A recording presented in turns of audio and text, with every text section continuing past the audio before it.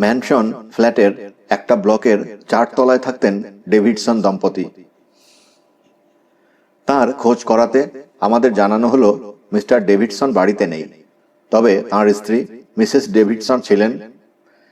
একটা লম্বা ঘরে আমাদের বসতে বলা হলো। ঘরের ছাদটা বেশ নিচু, জানলা দরজা বন্ধ থাকায় নিঃশ্বাস নিতে বেশ কষ্ট হচ্ছিল। মিসেস ডেভিডসন প্রায় সঙ্গে সঙ্গে এসে মিলিত হলেন আমাদের সঙ্গে। ছোটখাটো রোগাটে চেহারা, তবে তার মধ্যে সৌন্দর্যের এতটুকু ঘাটতি নেই। মুখে একটা বিমর্ষ ভাব, চোখের স্বাভাবিক উজ্জ্বলতা যেন স্তিমিত। এই কেসে আমাদের সম্পর্কের কথা পোয়ারো ব্যাখ্যা করে বলল তাকে। সব শোনার পর দুঃখের সঙ্গে তিনি মাথা নাড়লেন। বেচারা ক্রঞ্চ, আর বেচারি কোকোর জন্যেও দুঃখ হয়। আমরা দুজনেই মেয়েটির খুব প্রিয় ছিলাম, তাই তার আকস্মিক মৃত্যুটা আমাদের কাছে ভয়ঙ্কর বেদনাদায়ক। তা এ ব্যাপারে আমাকে আপনাদের জিজ্ঞেস করার কি থাকতে পারে জানতে পারি? সেই ভয়ঙ্কর নিষ্ঠুর সন্ধ্যায় ফিরে যেতে আমার ইচ্ছে হয় এক এক সময়, কিন্তু সেই নিষ্ঠুর দৃশ্যের কথা মনে পড়লে এখনো যেন ভয়ে আমার লোম খাড়া হয়ে ওঠে। তাই ওহো ম্যাডাম, আমাকে আপনি বিশ্বাস করুন, অপ্রয়োজনে আমি আপনার ভাবাবেগের প্রতি কোনো রকম আঘাত করব না। ইন্সপেক্টর জ্যাব যা যা জানার প্রায় সবকিছুই আমাকে বলেছেন, তাই আমি একই প্রশ্ন করে আপনাকে আর বিরক্ত করতে চাই না। সেই রাত্রে ভিক্টোরি বলের অনুষ্ঠানে আপনি যে কস্টিউমটা পরেছিলেন, আমি কেবল সেটাই একবার দেখতে চাই। ভদ্রমহিলাকে কেমন যেন বিস্মিত হতে দেখলাম, তাই তাঁর এমন হতাশ মনোভাব দেখে পোয়ারো তেমনি নরম সুরে বলতে থাকলো, ম্যাডাম, আপনি নিশ্চয়ই বোঝার চেষ্টা করবেন, আমি আমার দেশের আইন শৃঙ্খলা রক্ষার ব্যবস্থা মতো কাজ করছি। আমরা সব সময়ই সব অপরাধী বারবার খতিয়ে দেখি, সংশ্লিষ্ট মানুষজনের কাছে খোঁজ খবর নেই, পরে সব তথ্যগুলোর সমন্বয় ঘটিয়ে দেখার চেষ্টা করি নতুন কোনো ক্লু পাওয়া গেল কিনা। আবার এও সম্ভব, হয়তো আমি এভাবেই সঠিক প্রতিনিধিত্বের সন্ধান পেয়ে যেতে পারি। আর তাই যদি হয়, তাহলে তো বুঝতেই পারছেন এ ব্যাপারে কস্টিউমগুলো একটা গুরুত্বপূর্ণ ভূমিকা নিতে পারে। এত সব কথা শোনার পরেও মিসেস ডেভিডসনের মুখ দেখে মনে হলো যে তার মন থেকে সন্দেহ তখনও যায়নি। কোনো অপরাধের ঘটনা ফিরে আবার তদন্তের কথা আমি অবশ্যই শুনেছি। অবশেষে মিসেস ডেভিডসন মুখ খুললেন, কিন্তু আপনি কস্টিউমের ব্যাপারে বিস্তারিত জানতে এত যে মনোযোগী আমি তা জানতাম না। যাই হোক, আমি এখনই সেই সব পোশাকগুলো সংগ্রহ করে নিয়ে আসছি। ঘর থেকে বেরিয়ে যাওয়ার প্রায় সঙ্গে সঙ্গেই মিসেস ডেভিডসন ফিরে এলেন সাদা ও সবুজ রং লাগা একগুচ্ছ পোশাক তথা কস্টিউম হাতে নিয়ে। পোয়ারো তার হাত থেকে সেগুলো নিয়ে ভালো করে পরীক্ষা করে দেখার পর আবার ফিরিয়ে দিল মিসেস ডেভিডসনের হাতে। এ বড়ই দুঃখের কথা ম্যাডাম, আপনার দুর্ভাগ্য যে আপনি আপনার একটা মূল্যবান সবুজ রঙের কস্টিউম হারিয়ে বসে আছেন। এখানে কাঁধের ওপর একটা ঝুলে থাকতে দেখছি।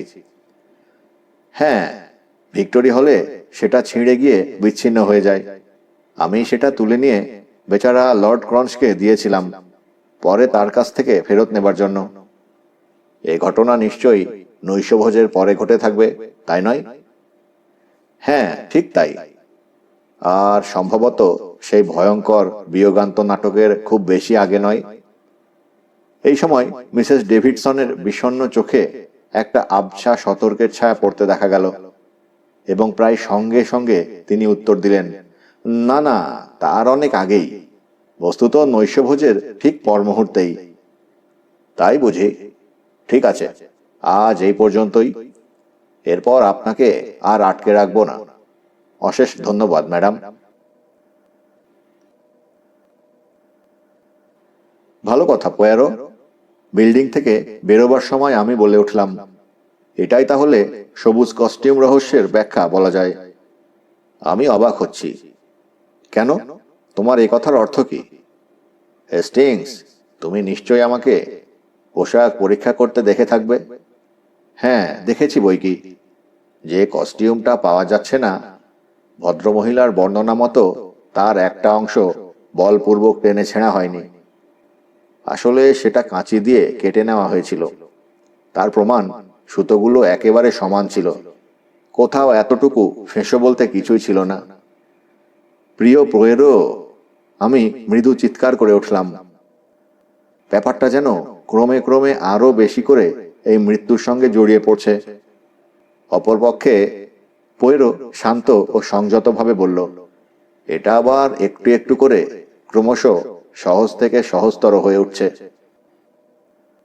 আমি চিৎকার করে উঠে বললাম, একদিন দেখবে আমি তোমাকে খুন করে বসবো। তোমার সব কিছু নিখুঁতভাবে খুঁজে বের করার সহজ অভ্যাসটা শেষ মাত্রা পর্যন্ত এগিয়ে যাওয়ার জন্য মানুষকে প্ররোচিত করে তোলে। শেষটা না জানা অবধি ভয়ঙ্কর একটা কৌতূহল জাগিয়ে রাখে। কিন্তু আমি যখন ব্যাখ্যা করি বন্ধু, সেটা সব সময় নিখুঁতভাবে সহজ নয় কি? হ্যাঁ, সেটা এর একটা বিরক্তিকর অংশ। তারপর আমি মনে করি সেটা আমি নিজেই করতে পারতাম। হ্যাঁ হেস্টিংস, তুমি তা করতে পারো। আর যদি তা পারো, তাহলে বলবো তোমার ধারণা মতো ব্যবস্থা করো, আমার পদ্ধতি ছাড়াই। হ্যাঁ হ্যাঁ, আমি তাই করব, তোমার পদ্ধতি ছাড়াই, আমি তাড়াতাড়ি বললাম। কারণ আমি জানি পোয়ারোর বাকপটুতা যখন শুরু হয়, তখন ধরে নিতে হবে যে সে তার কাজে সাফল্য লাভ পেতে চলেছে। আর এখন যে সেই সময়টাই উপস্থিত, তা বুঝতে একটু অসুবিধে হলো না আমার। তাই আমি মনে মনে খুব খুশি হয়ে পোয়ারোকে জিজ্ঞেস করলাম, এখন বলো, এরপর আমরা কি করব? তুমি কি এই অপরাধের ঘটনাটা নতুন করে অনুসন্ধান করতে যাচ্ছ? হ্যাঁ, প্রায় সেই রকমই বলে ধরে নিতে পারো। আমরা এখন জোর গলায় বলতে পারি নাটক শেষ। কিন্তু এখানে আমি সংযোজন করতে চাইছি একটা হারলে কুইলেড। পোয়েরো পরের মঙ্গলবার এই রহস্যময় নাটকের অনুষ্ঠানের দিন স্থির করে বসল। প্রস্তুতি পর্বটা আমাকে দারুণভাবে মুগ্ধ করল। ঘরের একদিকে একটা সাদা আবরণ দেওয়া হয়েছিল, আর উভয় দিকে ভারী পর্দা টাঙানো হয়েছিল। এরপর একজন লোক আলোর সরঞ্জাম নিয়ে পৌঁছলো সেখানে, এবং সবশেষে নাটকের পেশাদার সদস্যের একটা দল পোয়ারোর শয়নকক্ষে উধাও হয়ে গেল, যেটা সাময়িকভাবে একটা ড্রেসিং রুমে পরিণত করা হয়েছিল। 8টা বাজার একটু আগে জ্যাপ এসে হাজির হলেন। তাকে খুব একটা খুশির আমেজে দেখা গেল না। এর থেকে আমার মনে হলো এই সরকারি গোয়েন্দাটি পোয়ারোর পরিকল্পনা মন থেকে ঠিক অনুমোদন করতে পারেনি। তার সব ধারণা মতো এটাও একটা অতি রোমাঞ্চকর, কিন্তু তার বক্তব্য অনুযায়ী এটা কোনো ক্ষতি করবে না, বরং এতে আমাদের অসুবিধে একটু লাঘব হবে। কেসটার ব্যাপারে খুবই স্মার্ট সে। অবশ্য আমিও একই পথের পথিক। আমার সহজাত ধারণা হলো জ্যাপ এখানে সত্যটা বোধহয় উপলব্ধি করতে পেরেছেন, কিন্তু আমি প্রতিশ্রুতি দিচ্ছি সে তার নিজের মতো করেই এই রহস্যময় নাটক মঞ্চস্থ করবে। আহ, এই যে এখানে ভিড় বাড়ছে। প্রথমে এলেন লর্ড মিসেস ম্যালেবিকে সঙ্গে নিয়ে, যাকে আমি এর আগে কখনো দেখিনি। তিনি বেশ সুন্দরী, মাথায় এক রাশ ঘন কালো চুল, এবং তাকে রীতিমতো নার্ভাস দেখাচ্ছিল। ডেভিডসন দম্পতি এগিয়ে এলেন। ক্রিস ডেভিডসনকেও এই প্রথম দেখলাম আমি। তিনি যথেষ্ট সুপুরুষ, এবং তার চলার ভঙ্গিটাও অপূর্ব, দীর্ঘদেহী, এবং অভিনয়টাও বেশ ভালোভাবেই রপ্ত করতে পেরেছিলেন। সাদা আবরণের সামনে পোয়ারো তাদের বসার জায়গার ব্যবস্থা করেছিলেন। উজ্জ্বল আলোয় আলোকিত সেই সাদা আবরণটা। আবরণের আলো ছাড়া বাকি আলোগুলো নিভিয়ে দিল পোয়ারো। অস্পষ্টতার মধ্যে পোয়ারোর কণ্ঠস্বর খুবই স্পষ্ট হয়ে উঠল। মসিয়েরা এবং মাদাম ওয়াজোলেরা, শুনুন, এই ঘটনার ব্যাখ্যা শুনুন। ওই আবরণের উপর দিয়ে 6টি ছায়ামূর্তি অতিক্রম করে যাবে। তারা আপনাদের খুবই পরিচিত, পিয়েবার্ট এবং তার পিয়ারিটি, নাটকের ভার পুনসিনেলে এবং পরিচ্ছন্ন ও মার্জিত পুনসিনেলা, সুন্দরী কোলাম্বিন, সুন্দরী নারী ও পুরুষদের কাছে অদৃশ্য হার্লে কুইন। এই পরিচিতি দেওয়ার পর নাটকের অভিনয় শুরু হয়। পোয়েরোর বর্ণিত আবরণের উপরে প্রতিটি ছায়ামূর্তি মুহূর্তের জন্য স্বভূমিকায় একবার অবতীর্ণ হওয়া মাত্র চকিতে উধাও হয়ে যায়। ঘরের অন্য সব আলোগুলো আবার জ্বলে উঠল এবং সবাই হাঁপ ছেড়ে বাঁচল। সবাই তখন স্নায়ু দুর্বলতায় ভুগছিল। তারা এসবের কিছুই জানত না। কে জানে কখন কি আবার অঘটন ঘটে যায়। ভয় এখানেই। পোয়ারোর এই নাটকের উপস্থাপনা দেখে মনে হলো তার অন্বেষণ এক অপরাধীর সন্ধানে, আর সেই অপরাধী যদি আমাদের মধ্যেই কেউ একজন হয় আর আবরণের পেছনে 6টি ছায়ামূর্তি বিচরণ ও আচরণ দেখে। পোয়ারো যদি জেনে থাকে যে অপরাধীকে সে ঠিক চিহ্নিত করতে পারবে, তাহলে আপাতদৃষ্টিতে তার সব আয়োজন ব্যর্থ হয়েছে বলা যায়, এবং সেরকমই হতে বাধ্য। তবু তা সত্ত্বেও পোয়ারোকে কণামাত্র দমে যেতে দেখা গেল না, বরং প্রফুল্ল চিত্তে আর এক ধাপ এগিয়ে গেল সে। এখন মসিয়েরা এবং মাদামোয়াজেলরা, এইমাত্র আমরা কি দেখলাম দয়া করে আপনারা বলবেন? মিস্টার লর্ড, আপনি প্রথমে শুরু করুন। ভদ্রলোককে খুবই হতভম্ব দেখালো। আমার আশঙ্কা আমি ঠিক বুঝতে পারিনি। স্রেফ বলুন আমরা এতক্ষণ কি দেখলাম। বলবো? হ্যাঁ, আমি বলছি। সাদা আবরণের সামনে আমরা 6টি ছায়ামূর্তিকে চলে যেতে দেখেছি, আর ইতালীয় কমেডি নাটকের চরিত্রের মতোই পোশাক ছিল তাদের পরনে, যেমনটি সেদিন রাত্রে ভিক্টোরি বলের আসরে আমরা দেখেছিলাম। অন্য রাতের কথা মনে করতে হবে না মিস্টার লর্ড, পোয়ারো বাধা দিয়ে বলে উঠল। আপনার বক্তব্যের প্রথম অংশটি আমার চাহিদা মতোই হয়েছে। মাদাম, মিস্টার লর্ড ক্রন্সের বক্তব্যের সঙ্গে আপনি কি একমত? মিসেস মেলেবির দিকে ফিরে পোয়ারো জিজ্ঞেস করল তাকে। আমি? হ্যাঁ, অবশ্যই। তার মানে আপনি স্বীকার করছেন ইতালীয় কমেডি নাটকের চরিত্রে অভিনীত সেই 6টি ছায়ামূর্তিকে দেখেছেন? কেন দেখব না, নিশ্চয়ই দেখেছি। মসিয়ে ডেভিডসন, আপনিও? হ্যাঁ। মাদাম? হ্যাঁ। Hastings, zap? হ্যাঁ, তোমরাও কি তাই দেখেছ?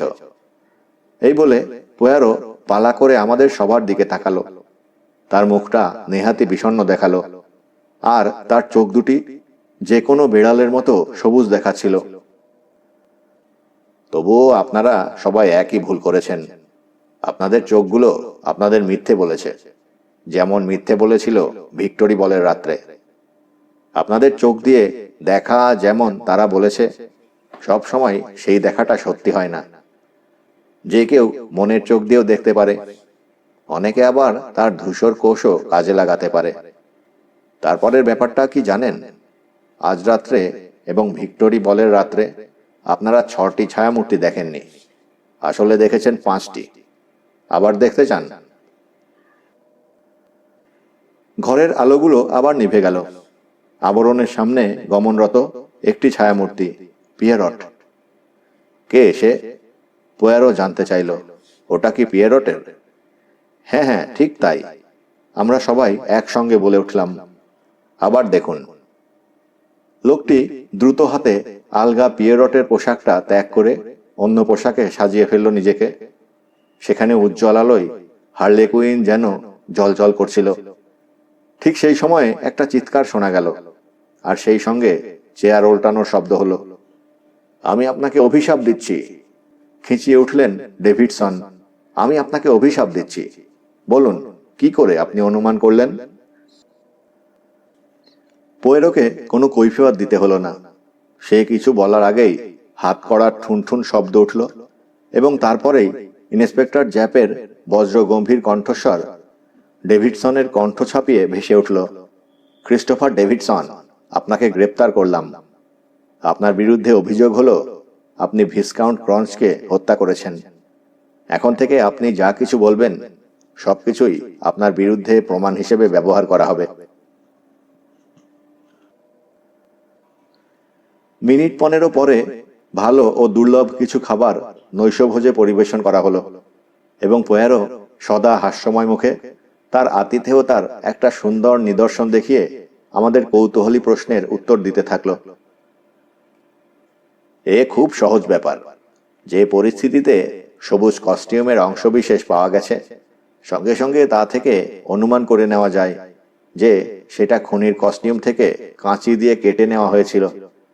এ ব্যাপারে আমি আমার মন থেকে পিয়েরেটিকে বাদ দিয়ে দিয়েছি, যেহেতু ছুরি চালানোর জন্য যথেষ্ট শক্তি থাকা দরকার, যা তার ছিল না। এই কারণে তাকে অপরাধী ভাবা যায় না। কিন্তু পিয়েরটের সম্পর্কেও বলা যায় যে খুন অনুষ্ঠিত হওয়ার ঘন্টা 2 আগে তিনি ভিক্টোরি বলের আসর ছেড়ে চলে গিয়েছিলেন। তাহলে হয় তিনি লর্ড ক্রঞ্চকে খুন করার জন্য পরে সেখানে ফিরে এসেছিলেন, কিংবা 2 ঘন্টা আগে সেখান থেকে চলে যাওয়ার আগেই তিনি তাকে খুন করে গেছিলেন। সেটা কি একেবারেই অসম্ভব? সেদিন রাত্রে নৈশভোজের পর লর্ড ক্রাঞ্চকে শেষবারের মতো জীবিত অবস্থায় কে দেখেছিলেন? কেবলমাত্র মিসেস ডেভিডসন। কিন্তু পুলিশের কাছে তার জবানবন্দিতে যথেষ্ট সন্দেহের কারণ আছে বলে আমি মনে করি। কস্টিউমের কর্তৃত্ব অংশের জন্য তিনি বানিয়ে বানিয়ে তার বক্তব্য রেখেছিলেন। অবশ্যই পরে তিনি তার নিজের পোশাক থেকে সমপরিমাণ অংশটুকু কেটেছিলেন তার স্বামীর কস্টিউমের হারানো অংশের স্থলাভিষিক্ত করার জন্য। কিন্তু তারপরেও আরও একটা প্রশ্ন থেকে যায়। হার্লে কুইন, যাকে রাত 1:30টায় বক্সে দেখা গিয়েছিল প্রতারণার উদ্দেশ্যে নিজেকে অপর ব্যক্তির ভূমিকায় হাজির করে, আগে মুহূর্তের জন্য মিস্টার বেলটেনকে আমি সম্ভাব্য অপরাধী হিসেবে সন্দেহ করেছিলাম, কিন্তু তার সুবিস্তীর্ণ কস্টিউমে স্পষ্টতই তার পক্ষে পুন্সিনেপে এবং হার্লে কুইনের দ্বৈত ভূমিকায় অভিনয় করা অসম্ভব। অপরপক্ষে ডেভিডসনের পক্ষে নিহত ব্যক্তি সমান উচ্চতার লর্ড ক্রাঞ্চ এবং পেশায় একজন অভিনেতার খুনি হিসেবে ধরে নেওয়াটা খুবই সহজ ব্যাপার। এখানে একটু থেমে পোয়ারো এবার একটু চিন্তিত সুরে বলল, কিন্তু একটা ব্যাপার আমাকে বড় চিন্তায় ফেলে দিয়েছে। একজন চিকিৎসক 2 ঘন্টা আগে মৃত এক ব্যক্তিকে এবং মাত্র 10 মিনিট আগে মৃত এক ব্যক্তির মধ্যে সময়ের এত বেশি ব্যবধান উপলব্ধি করতে নিশ্চয়ই ভুল করবেন না?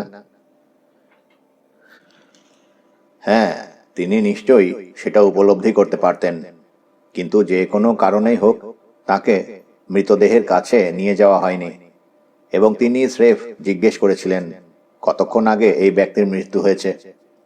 অপরদিকে তাকে জানানো হয়েছিল লর্ড ক্রঞ্চকে মিনিট 10 আগেও জীবিত অবস্থায় দেখতে পাওয়া গেল। তাই সেই চিকিৎসক একটু অবাক হয়ে জিজ্ঞাসাবাদের সময় নেহাতি একটা গুরুত্বপূর্ণ মন্তব্য করেছিলেন। মাত্র 10 মিনিট আগে মৃত ব্যক্তির দেহ এবং হাত পা এত কঠিন হয়ে যাওয়াটা খুবই আশ্চর্যজনক, যার ব্যাখ্যা তিনি খুঁজে পাননি। অতএব এসব দিক থেকে বিচার করলে অবশ্যই ধরে নেওয়া যায় যে নৈশভোজের ঠিক পরেই ডেভিডসন লর্ড ক্রঞ্চকে হত্যা করে থাকবেন। আর আপনাদেরও স্মরণ থাকতে পারে সেই সময় তাকে ড্রয়িং রুম থেকে সবাই বেরিয়ে আসতে দেখেছিলেন। তারপর তিনি সেখান থেকে মিস কর্টিনের সঙ্গে বেরিয়ে যান এবং তাকে তার ফ্ল্যাটের দরজার সামনে ছেড়ে আসেন।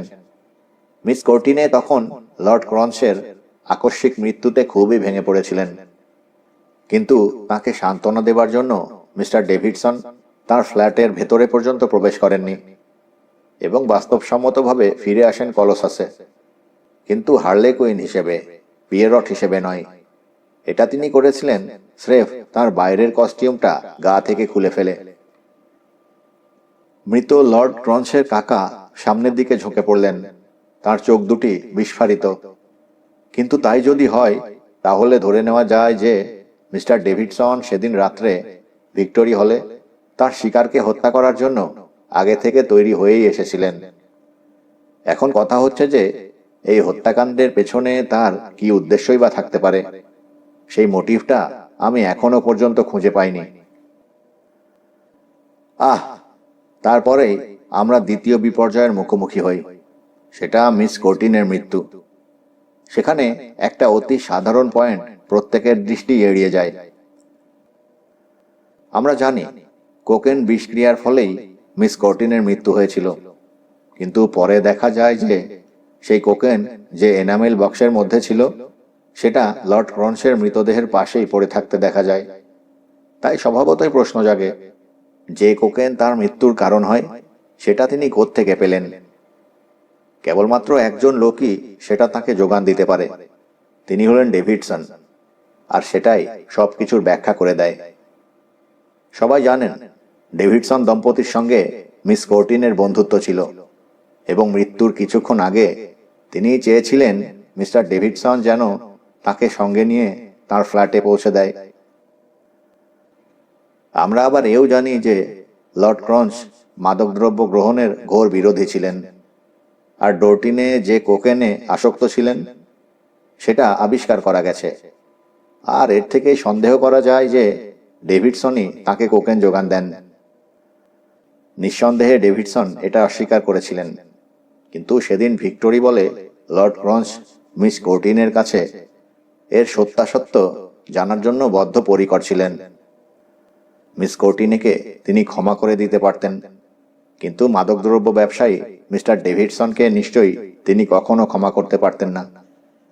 সেটা টের পেতেই ডেভিডসন বেশ বুঝে যান যে এরপর তার ভালো মানুষের মুখোশটা খুলে দিয়ে তার আসল চেহারাটা সবার সামনে প্রকাশ হয়ে পড়বে, এবং তিনি ধ্বংস হয়ে যাবেন তখনই।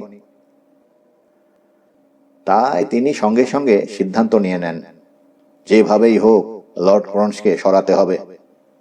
এবং সেই মতো তিনি সেদিন রাতে ভিক্টোরি বলে যান লর্ড ক্রন্সকে খতম করে দেবার জন্য। আর তাকে হত্যা করার মোটিভ এই একটাই। তাহলে কোকির মৃত্যু একটা দুর্ঘটনা বলে ধরে নিতে হবে? আমার সন্দেহ এটা একটা দুর্ঘটনা হলেও সেটা অত্যন্ত কৌশলে ডেভিডসন ঘটিয়েছিলেন। মিস কোর্টনে ভয়ঙ্করভাবে রেগেছিলেন লর্ড ক্রন্সের ওপরে, প্রথমত তাকে ভর্ৎসনা করার জন্য, এবং দ্বিতীয়ত তার কোকেনের বাক্সটা তার কাছ থেকে নিয়ে নেওয়ার জন্য, যাতে করে ভবিষ্যতে তিনি আর কোকেন গ্রহণ করতে না পারেন।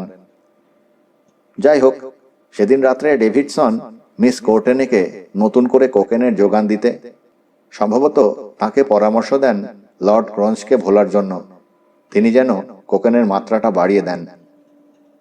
এই পর্যন্ত বলে পোয়ারো হাসল। আর একটা কথা, আমি বাধা দিয়ে তাকে বললাম, পর্দা আর পর্দার আড়ালে নির্জন জায়গায় বসে থাকা, এই ব্যাপারটা তুমি কি করে জানলে? কেন বন্ধু, সেটা তো সব থেকে সহজ ব্যাপার। সেদিন সেই অভিশপ্ত রাত্রে ছোট্ট ঘরে ওয়েটাররা অনবরত যাতায়াত করছিল, তাই স্পষ্টতই প্রতীয়মান হয় যে লর্ড ক্রন্সের মৃতদেহ যেখানে দেখা গিয়েছিল আসলে আদৌ সেখানে ছিল না। তাই আমার অনুমান ঘরের কোনো এক জায়গায় মৃতদেহ লুকানো ছিল। আমি তখন অনুমান করিনি পর্দার আড়ালে সেই নির্জন জায়গা থাকার কথাটা।